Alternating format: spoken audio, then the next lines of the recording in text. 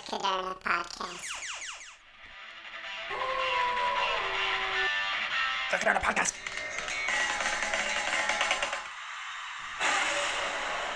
The Caderna Podcast. Hey, what's up, everybody? I'm your host, Brian Caderna, and thanks for tuning in to another episode of the Caderna Podcast. So to all my YouTube viewers and any of my podcast listeners, I'm very happy to have you here today. And it's the day before Thanksgiving. I'm sitting here in the famous Caderna Podcast dungeon that we do our recording in, trying to keep warm with my Cowboys gear on, if you'll notice there. And again, day before Thanksgiving, what does that mean? That means that Santa Claus is on his way, Christmas is around the corner, and we're probably going to be doing a lot of shopping, right? And how do we purchase most of those nice goodies from the North Pole, or that monster turkey that we're going to cook up tomorrow, or that apple crumb pie that I just purchased myself? Usually on the credit card. I know that's what I do. And we got to have a firm understanding of how credit works to have a sound financial plan. So that's what this week's episode is going to be on, is how to understand your credit score. All right. Such a key factor that I think most people, frankly, overlook, or they don't think about it until it matters. And it's like that saying I often quote, that it doesn't matter until it matters, and then it's all that matters. Okay. So as in anything in life, being proactive, getting in the know, certainly can provide some nice benefits for you. So to get in the know, let's take a quick look at the history of credit and what exactly credit is. So you're thinking about the credit card that you just put the turkey on, or that stuffing. What I'm thinking about is your household, okay, and how you go out and you obtain money from a lender. We're talking about a business. All right, think about it. No business would have really even gotten off of its feet without the ability of credit. Okay, how would we go get the money necessary to make payroll, to pay for our lease, for our utilities, for our equipment, for our technology? All of these things initially come in some way, shape, or form through credit. And then we take that next step and we look at, the banks and their ability to lend us customers money and to lend one another money, where it becomes that great money multiplier that we talk about. And then we even take a step further and we look at municipalities, maybe countries and nations that are being able to grow themselves, often largely on credit. We have to look no further than the United States of America and our balance sheet. Today you hear so much in the news, over $20 trillion of national debt that we have. Okay, all these beautiful luxuries that we enjoy, they likely would not be possible without that credit or that debt being allowed to us, whether it be Social Security, Medicare, the Defense Department, education. All these different things that the government has its hands in are often allowed just because of that expansive money supply that we tap via credit. So it kind of goes all the way up to macroeconomics, and then it comes all the way back down to us just trying to get by day, whether that be using that credit card, getting that auto loan, or buying a new house. Everything in finance revolves around credit. And fortunately, in the 1980s, credit scores became commercially available. And they became more prominent in the 90s when Congress went to Fannie Mae and Freddie Mac and informed mortgage brokers and lenders that incorporating an individual's credit score would be necessary in every mortgage decision. Okay? So now all of a sudden, everybody wants to know what their credit score is. And now we fast forward to today, 2019, and now we have literally billions of data points that are collected from over 13,000 qualified sources that go into calculating your and my credit score. And ultimately what that's going to determine is our ability to repay a loan. When you boil it all down, that's what a credit score is saying, is we are benchmarking this person or that company in their ability to repay any money that we've lent them. Not only the money we've lent them, but also the interest that will be accrued on that. So ultimately, that's why we came up with the credit score. It's only been around really since the 80s, but now it affects everything that you do in life. And the reason I think a lot of people overlook it is when we make the just minor decisions throughout the course of every day, yeah, we don't really notice its impact. And it's not until we go make usually that larger purchase, buying that car, buying that house, buying that boat, or applying to open up that credit card for all those everyday purchases, that all of a sudden we say, hey, why are the terms of this loan or this account the way that they are, as opposed to the next guy that walks into the office? And again, it's going to come back to that credit score. Okay? So such an influential factor. So the first thing you might be saying to yourself is, I had my credit pulled for whatever just purchase I did, or maybe I even decided to look into it myself, and I'm noticing that I have different credit scores. Why is that? Why would I have more than one score, or why are they different? So there's three of the major credit reporting bureaus. That would be Equifax, Experian, and TransUnion. Okay, those are like the three main players that you'll get familiar with. And each one has their own kind of methodology in the way to calculate your credit score. And furthermore, when a lender reports their information to these agencies, they select who they actually want to report that data to. So what that means is that TransUnion might have information about a loan that you took out or that you've been paying that every month, where perhaps Experian doesn't have that information.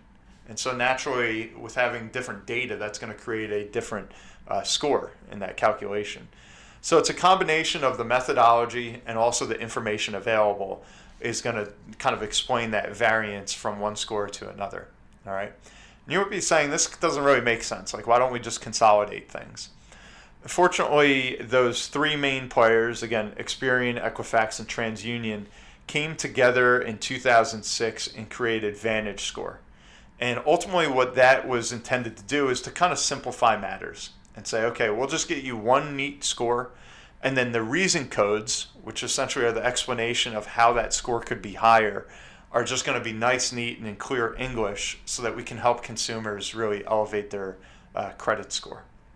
All right, so when you think about it, you have kind of the credit score at top. And then underneath that, you usually have your FICO score, okay, which was designed by the Fair Isaac Corporation. That's what that stands for. And that's what you're going to see from Experian, Equifax, TransUnion, and some of the others. And then you're also going to have your Vantage score, okay? So now you're seeing there's kind of like different numbers that we're getting, but by and large, guys, they should all be pretty close to each other. And this is a good point to kind of make quickly is if you see a big discrepancy and you say, well, Experian and Equifax are saying X, very close within a few points of each other, and TransUnion is just way out there with theirs, there could be a issue with the information that TransUnion has pulled. And there might be a mistake on some of the data that was provided to them. So that's where you want to take a closer look at that report and see if there was any false data provided. And sometimes that does happen as we're kind of moving around, again, these billions of different data points. So the first thing that you would want to do if you notice that error is you would want to immediately contact the company that reported that error, whether that be your credit card or some lender or your utility company, whatever it may be, and say to them, hey, I don't understand whatever this loan was or this alleged missed payment or underpayment. We need to verify this quickly. All right, so you want to rectify that, and then you immediately want to go to the credit bureau and say, hey, this is an error that's on your report here. I either paid that loan or that loan wasn't even in my name, and you want to fix that as fast as possible, because that's where you'll see a lot of folks out there say, you know what, I applied for an auto loan, and they came back and they rejected me. And I looked at two of my numbers were great, and the other credit score was just in the gutter. And maybe it was because there was an error on your credit report. So something that everybody should be keeping an eye on. And lots of times in today's day and age, unfortunately, you hear about identity theft or credit fraud and things like that. Usually people don't catch that until for some reason they had their credit pulled and they say, whoa, what the heck? I've been an excellent consumer all my life. I pay every bill on time. And now you're telling me I've got a terrible credit score? Like, what gives? Let me look at this. And oftentimes that's kind of the impetus to say, oh my gosh, something happened. And usually that's when we could identify some of those identity thefts and things like that. So keep an eye on this stuff. You definitely want to look through it. So know what your credit score is. And again, they should be relatively similar amongst those different companies there. All right. And if we want to even kind of look at why it's not going away, the Federal Housing Finance Agency, or the FHFA, established a process in which no single brand is allowed an exclusive right to be used by a lender. Okay, so that means that Bank of America or Wells Fargo or somebody can't say, you know what, we're just using Experian and that's it. We won't look at or entertain any of the other credit scores that you could provide us. All right. So what that ultimately means is that there are always, or at least for the time being, going to be different agencies and different ways that these scores are calculated. Okay. So the next obvious question is, all right, I understand there's different scores out there, but how are they even calculating that? And more importantly, is my score good or bad? I don't understand it. Maybe I'm a novice to this whole credit game. I've just been paying cash up until this point. All right, so according to most major rating bureaus, the credit scores will range from 300 up to 850. Okay, the higher your score is, the more credit worthy a consumer you are, and that's where you're going to get the best terms for any loan or account that you might go out and look after. So by most of them, 300 to 579 is considered poor. 580 to 669 is fair. 670 to 739 is good. 740 to 799 is very good. And then 800 to 850 is exceptional. Okay. According to Experian, 67% of Americans have a good FICO score or better. All right, so that's definitely some heartwarming news that we could take into the holiday season. The thing is, we have to keep it there and we have to improve upon it. Okay. So what are the factors ultimately that are going to make us a poor credit score or an exceptional one? Let's take a look. So the most important factor, according to most of the rating agencies, is going to be payment history, okay, and your ability to pay on time every time. So we have payment history of any loans or credit cards. Again, looking at, are there any late payments and the severity of those? We're going to look at credit utilization rate.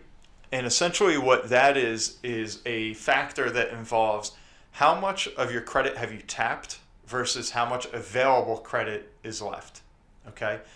So in essence, let's say that I have a credit card with a $10,000 credit limit. And currently I have $2,000 outstanding on my credit card. All right, so $2,000 versus $10,000 available, that would be considered a 20% credit utilization rate.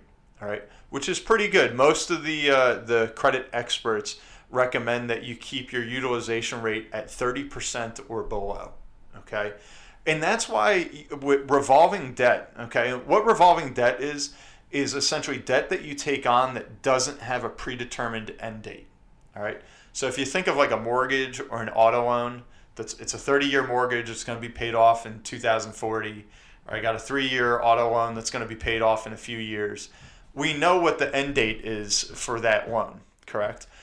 But when we look at, revolving debt, that's essentially something that continue to go, and that's usually where we look at a credit card that could just keep going on every month for the rest of our life. Usually when we're talking about credit utilization rates, we're just looking at revolving debt, okay? And that's why some people might say, hey, I always try and keep a little balance on my credit card. That's like a common myth out there. That actually is not really helping your credit score in any way. The payment history, the continually using that credit card and paying it off is what would help. But having that on there all the time is showing that A, you can't pay your debt off, and B, you're always maintaining a balance, which is naturally elevating your utilization rate. Okay, so we got payment history, we have credit utilization rate, we have the number of and the age of accounts. All right, so that's where it helps actually. If you have a credit card you took out back in college and now all of a sudden you're 35 years old and you're still using the same credit card, that's a favorable metric because it's showing that you've had a good history with that lender and you've continually been paying that off for the past, decade or so. All right. The number as well, this is where things get a little bit confusing. People might initially think, well, you told me if I have a low utilization rate, I'm good. So if I have a lot of credit cards, then that would certainly probably have me obtain a lower utilization rate. All right. If I only have a little bit of a balance and I got 10 different cards out there, then naturally my utilization rate is probably not as high as if I only had one credit card. However, you can go overboard. So this is where you kind of want to strike a fine balance between keeping your utilization rate low, but not having too many of the same form of debt, typically credit cards. Okay, so you got to keep an eye on those as well. Other things we look at is just total debt that you carry, public records, which would be things like bankruptcy, and then how many credit accounts have recently been opened. All right. Again, that's another one that's kind of a catch-22, where if we open up another credit account, initially that might help us out because it sends our utilization rate down. All right. If I have $2,000 outstanding on a credit card with a $10,000 limit, my utilization rate's 20%. If I obtain a second credit card for another $10,000, now I've got $2,000 outstanding against $20,000 of available credit. So my utilization rate just went from 20% to 10% just by adding that extra account. So that looks good from a utilization standpoint, but maybe not so good from now having more forms of available debt out there that we could kind of get ourselves caught up in. All right, so it's something, again, we're striking a balance with. And then lastly, we're going to look at the number of inquiries in your credit report. Okay. So if they decide to pull your credit, because you're going to buy a car, and in the past month you've had 7 inquiries because you've been shopping for other cars, you've been opening up new credit lines, you've been getting another line of credit against the house, seeing all these inquiries is a bad sign, okay? Because it looks now like you're just scrambling for credit. Essentially, that's what's happening, okay? A lot of people in that vein kind of say, well, how do I know what my credit is? I feel like if I pull my credit, you're telling me that it dings me. Those inquiries, if they're just kind of here and there, are very modest as far as like a negative effect, if any. But if you decide on your own to go pull your credit from Experian or Equifax or VantageScore, or if you just contact your bank, a lot of banks or credit cards now offer that for free. That's what's considered a soft inquiry. And that is not calculated in your credit score. So you don't have to be deterred by that. Okay? So simply checking, again, that's okay. It's okay to be in the know. You're not going to be penalized for that. So now that we know there are these multiple credit scores, the factors that go into actually calculating them, let's talk about some ways that you can improve your credit score so that you could buy some more gifts from Santa Claus. All right, so after, again, the credit score is pulled, the company is going to offer these reason codes, which are going to explain, how to get your score higher. Naturally, they're all going to be relevant to those factors that I had just mentioned before. So I'm just going to rattle off some of the easiest ways and most obvious ways probably to raise that score. The first one, of course, pay all your bills on time. All right, pay on time. Apply for credit only when it's absolutely necessary. Don't just rack up store credit cards here and there just because. Use it when it's necessary. All right, and that may have a positive impact on credit utilization ratio, like I mentioned, when you open up an extra card. But that's going to create a temporary negative effect as more and more accounts are opened as well. You want to keep your outstanding balances low. Okay, you never want to max out your credit cards and leave them like that. That is very bad. Okay, and some of the other ones that are out there, you want to hold open accounts for a long period of time. So if you have 1 or 2 credit cards and you use those for decades throughout your career, that looks very nice to credit reporting agencies. Okay, and lastly, you want to have different types of loan products. Okay, so that would be a mix of credit. It could be a credit card, an auto loan, a mortgage, a personal loan, things of that nature. Now the credit reporting agencies are seeing that you're compliant, you're in good order with a variety of different debts. And so, again, that looks like some excellent history there that's going to help elevate your credit score.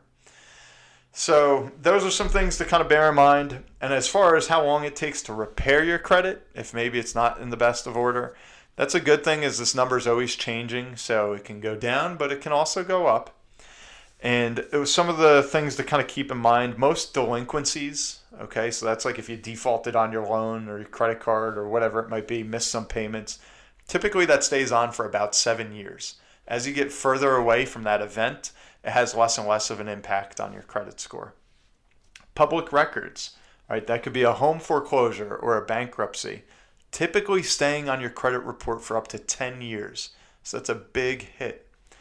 And lastly, inquiries. Okay, so that's if you're going and applying at all these different places for a line of credit, that typically stays on your credit score for about 2 years or so. Okay, so all things to kind of keep in mind. And lastly, maybe to close with, especially for our young professionals out there, I get this a lot, speaking with millennials quite a bit at conferences and things. A complaint I hear is it seems like if I don't have credit, I have bad credit. That if I'm paying cash, I'm not spending what I don't have, I'm doing the old school things that grandma and grandpa taught me to do. Now it's like my credit score is not even that good. That seems contradictory. It doesn't seem fair. And again, that goes back into they're looking for credit history. That's going to be what allows any of these agencies to calculate your score. So you've got to start early and often building your credit score. And naturally, that means taking on credit and paying that off. Some quick fixes in that respect. A very easy one, if you have what they call like a thin credit file, is to apply for a secure credit card. All right, that talks, and acts just like a credit card, except what you would do is through the bank, you would put down a security deposit, which is usually your credit limit. So you put down $2,000 with the bank, and you get a credit card with a $2,000 limit. Now you can use that every month to put your groceries or your tank of gas on, pay it off every month, and now you're building your credit score just like every other adult out there. Okay, so it's a very good way, is a secured credit card. The next thing, guys, is to become an authorized user on another credit-worthy customer's account. That could be mom or dad. That could be your older sibling saying, let me just be an authorized user on there. You still pay whatever loan it is you have, but just put my name on it so that I'm starting to build up a history. All right, you could apply for what's called a credit builder loan through your bank. A lot of community banks, smaller institutions are offering that nowadays. And what that does is essentially, the bank will give you a loan. No real reason or purpose to that loan. They're just giving you a loan of, let's say, $2,000. And then you're going to have a set payment every month back to the bank for that $2,000. It seems like just kind of like a simple, pointless exercise. And ultimately it is. But what that's doing is it's elevating your credit score because you're showing that discipline and that habit that they want to see over time. Okay.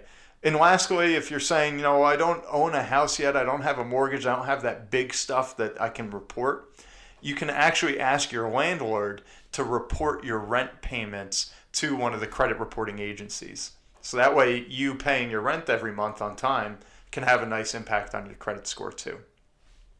All right, so hopefully this was helpful, as credit is kind of our best friend or our worst enemy depending on how it's used.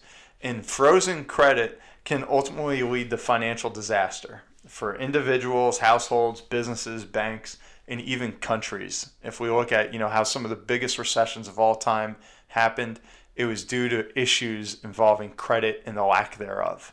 Okay, so we got to keep the money flowing smoothly so that you can essentially become your own bank and operate on your own terms over time. And that all starts with managing your credit score. Thanks so much for tuning in today, guys. I'm Brian Caderna. You've just listened to another episode of the Caderna Podcast. Have a very happy Thanksgiving. Go Cowboys. Enjoy your turkey, your stuffing, and your pumpkin pie. See you next week.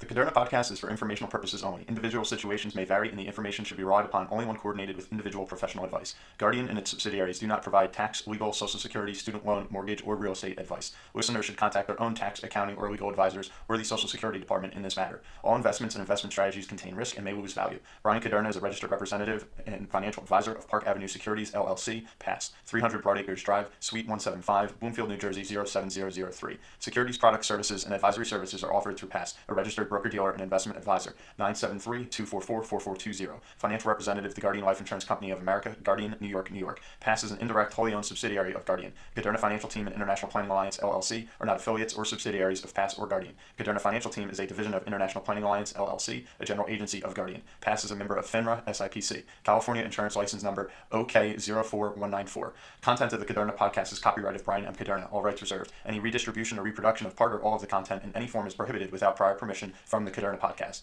The views and opinions expressed herein may not be those of Guardian Life Insurance Company of America, Guardian, or any of its subsidiaries or affiliates. Guardian does not verify and does not guarantee the accuracy or completeness of the information or opinions presented herein. Any third-party materials referenced cannot be endorsed or verified by Guardian and are used as the opinion of the author. Guardian, its subsidiaries, or affiliates do not provide or issue or advise for mortgages. This material contains the current opinions of the author, but not necessarily those of Guardian or its subsidiaries, and such opinions are subject to change without notice.